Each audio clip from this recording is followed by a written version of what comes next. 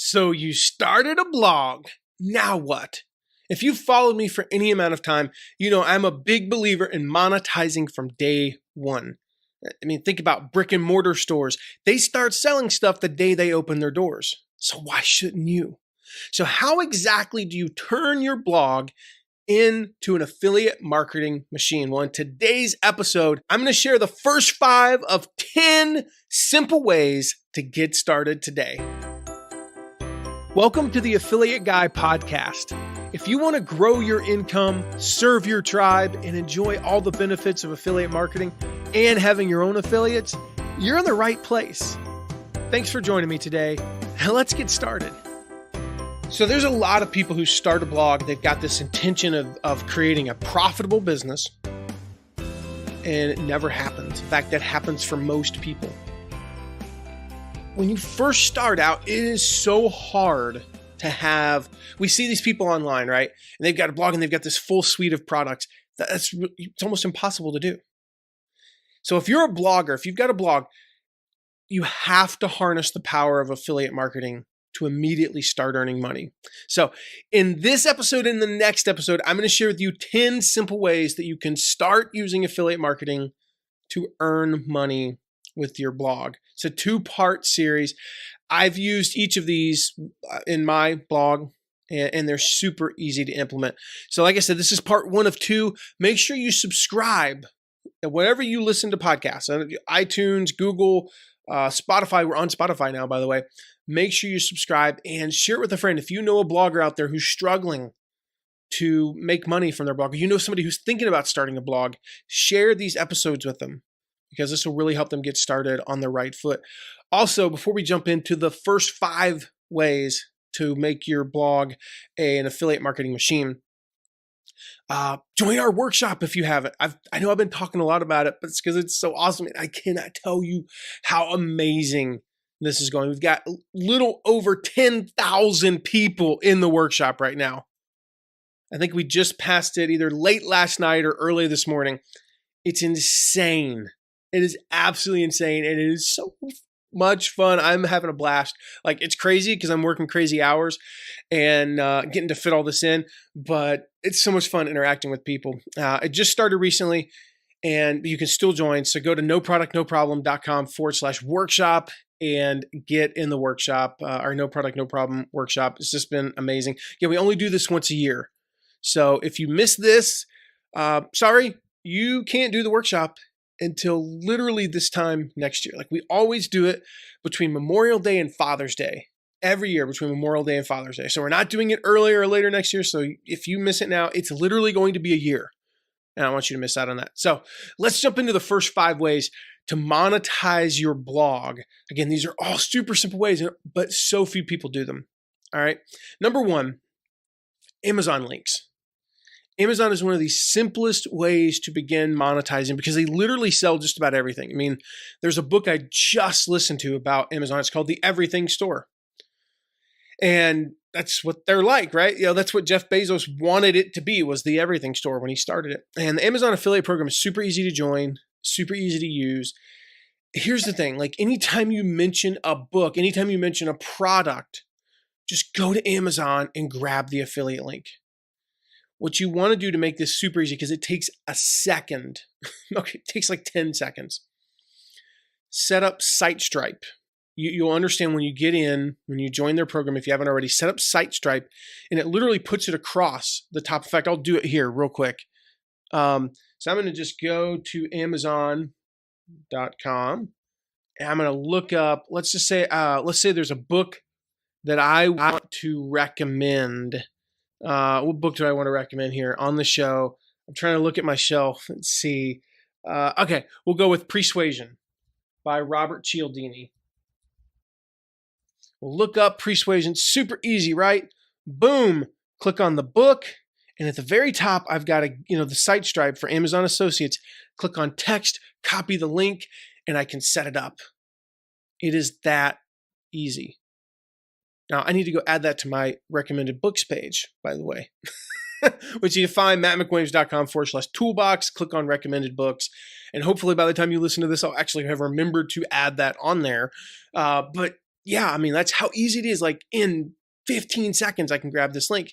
And he said, well, what if I don't have that many people? I mean, back when I had like 200 people reading any of my posts, if I mentioned a book, 10 to 20 of them would buy. And the percentages aren't the same. When you have 10,000, I don't get, like 1,000 people to buy the book. It's more like, 200. But if you have 200 people reading your book and even 5 of them buy the book and you make $1 per book, it took you 15 seconds to make $5. I don't know what the hourly rate is on that, but that's $20 a minute. Yeah, that's like $1,000 an hour. And when most people starting a new blog who only have 100 people following them don't make $1,000 an hour. Let's be honest. It is so easy to do. So do that. It is just like, whether you're talking about a book or a product, because sometimes you might be talking about a product. And it can be something simple like, you're telling the story. I did this once. I literally told the story of, on my website about a, gosh, I don't even remember what it was exactly. It was, I was talking about a product that's not in my niche, but I was talking about, oh my gosh, I wish I could remember what it was. It's going to drive me nuts. Anyway, I'm talking about this product, but I was talking about this coconut, it was coconut oil, Nutiva coconut oil. And the lesson was they put on their website 100% less cholesterol than butter, I think was what it said. Now they could have said cholesterol free. Cholesterol free is kind of a boring thing. And I actually love butter. And one of the things medically that's come out is that eating cholesterol actually doesn't cause high cholesterol. They're completely disconnected, as a side note. But still, the messaging was very effective. And when I did it, I linked to the coconut oil. And then, it's like $27 a tub or something. I sold 3 of them. I mean, literally, like, I made, I don't know, whatever, $2? 3, I made, per thing, I think like $6. That's ridiculous, right? Like, I have nothing on my website is about coconut oil or health and fitness or anything. But anytime you talk about a product, make sure that you use an Amazon link at the very least. I talk about podcasting. I talk about the mic I use. We link to Amazon. I make, $6-7 every time somebody buys one of these ATR 2100s through my link. It's so simple to do that. So use Amazon links. Secondly, sidebar ads. Wait, what? Sidebar ads? Like, really? Aren't those dead? Haven't those been dead for like 10 years? No, they are not dead. People still see and click on sidebar ads. My blog is proof of that.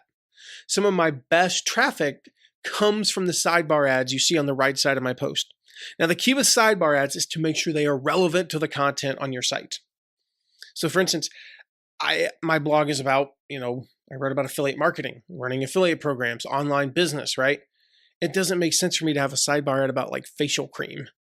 It doesn't make sense for me to have a sidebar ad even about, like finances and stuff. It's just not, like, they have to be super relevant, like highly relevant. So, there's a sidebar ad that I ran for a long time, probably for about 3 to 4 months, was promoting Russell Brunson's book, Expert Secrets. And it converted really well because it went into a funnel that sold a higher ticket item. And I made, a few $1,000s from that sidebar ad. Just a simple sidebar. I didn't even sell the book. I just ran the sidebar ad. So most affiliate programs, most affiliate launches, they'll provide sidebar graphics for you to use when you're promoting their products. So make sure that if they're not including them, that you ask for them. That's a key.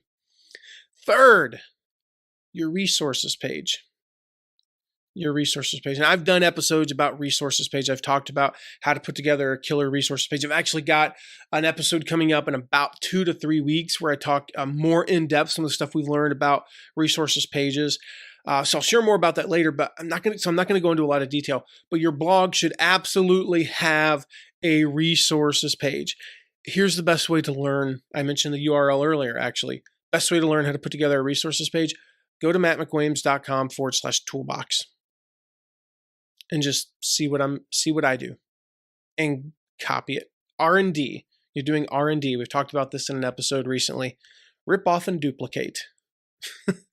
Just go do some R&D. Rip off and duplicate. I mean, our resources page consistently brings in over $10,000 a month. Like if you look at what we bring in for a year, there's some months where it's lower, but what we bring in for a year divided by 12 months, we're averaging over $10,000 a month from our resources page. People want to know what you use. They want to know what you recommend. So give them a central place to do that. Fourth, write some product reviews. Do an in-depth review. You have a blog. A blog is made up of words. And I'm thinking simplistic. Write words about products. Like go super in-depth. Some of these reviews that we've done, like individual reviews, have made us 5 figures per year. Now, we've written dozens of these reviews that all bring in, at a minimum of $1,000 per year. Some of them bring in 5 figures. The best part about these is once you write them, the work is done. I mean, I still earn commissions on products that I wrote reviews for 5-6 years ago. I've got one in mind. I won't share what it is, but I literally wrote the review like right after I started my blog. And I make about $4,000 or $5,000 a year from that review. I spent a lot of time. I spent 8 hours writing it, researching it and writing. It took a full work day. But you do the math on that, a full work day times 20, and then $25,000. It's a pretty good ROI. And I've probably spent about 2 hours since then updating it. So if I do the math on that, I've made about $2,500 per hour. The reality is when you're blogging, most people don't make $2,500 per hour. And it becomes very passive income. I did an interview with a lady named, I'm going to totally butcher her name. I forget how, because it was so a while ago, Sandra Stachowitz. And she wrote, how she earned a little over $7,000, $7,355.68 to be exact, a single month by writing a product review. And so I'm going to just give you, I don't have the URL. I don't remember, because again, I don't even know how to pronounce her name or spell it, but I think I know how to spell it. Go to mattmcwilliams.com. If you want to see how she did it, go to mattmcwilliams.com and type in Sandra, just Sandra. I'm pretty sure her last name is, I have to picture this, Stachowi,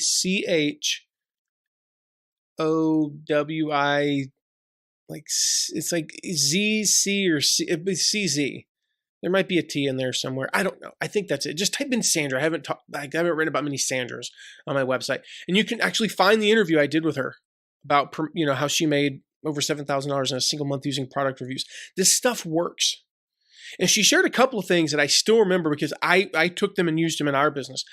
Number one, write like you're writing to a friend. If you think about this person who might be buying, they're a new friend. They're potentially a person who's going to make you a lot of money. They are looking for guidance, and it's your job to guide them like you would guide a friend.